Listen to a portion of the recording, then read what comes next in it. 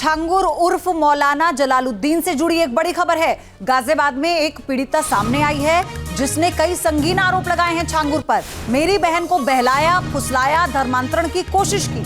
पीड़िता के मुताबिक कम उम्र की लड़कियों का ही धर्मांतरण कराता था छांगुर बाबा। और ऐसे एक नहीं कई मामले सामने आए हैं। इन मामलों के सामने आने से कई सवाल खड़े हुए हैं, जिन सवालों के जवाब तलाशने में जांच एजेंसियां लगी हैं, जिससे पाकिस्तान से कनेक्शन, ISI से कनेक्शन, विदेशों से फंडिंग और कई तमाम बड़े खुलासे हैं जिनका जिक्र अब सरेआम हो रहा है और सवाल उठाए जा रहे हैं। लेकिन उन जवाबों का इंतजार है कि आखिर ये गोरख धंधा कैसे किया जा रहा था। सवाल ये भी है कि कब से किया जा रहा था।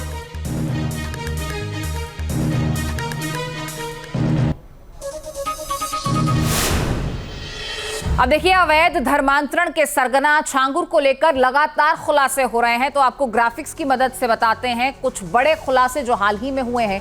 छांगुर का गाजियाबाद कनेक्शन, इसकी बात सबसे पहले कर लेते हैं जो सामने आया। और इस कनेक्शन को सामने आने के लिए एक परिवार को सामने आना पड़ा जिसने आरोप लगाए हैं छांगुर बाबा पर। छांगुर और उसके चेले ने उनकी बेटी को गायब किया है, ऐसे आरोप लगाए गए हैं। और लापता युवती को लेकर उसकी बहन ने दावा किया है। छांगुर को जो आरोप छांगुर पर लगाए गए हैं, बहन ने दावा किया है कि पूरी तरह से उसकी बहन का ब्रेन वॉश किया गया था।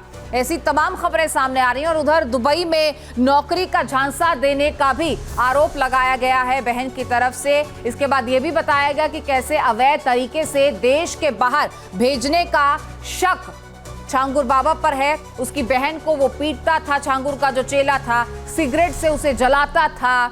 बदअख्तर बताया जा रहा है बदर के संपर्क में आई कई लड़कियां गायब हो चुकी हैं, ये भी आरोप उसकी बहन ने लगाए हैं। और छांगुर के तहखाने के अब राज एक के बाद एक खुलते हुए नजर आ रहे हैं। दुबई से कट्टर मौलाना बुलाता था छांगुर और फिर बताया जाता है कि गरीब परिवारों को लालच दिए जाते थे और ऐसे धर्मांतरण का ये पूरा खेल चला रहा था छांगुर बाबा।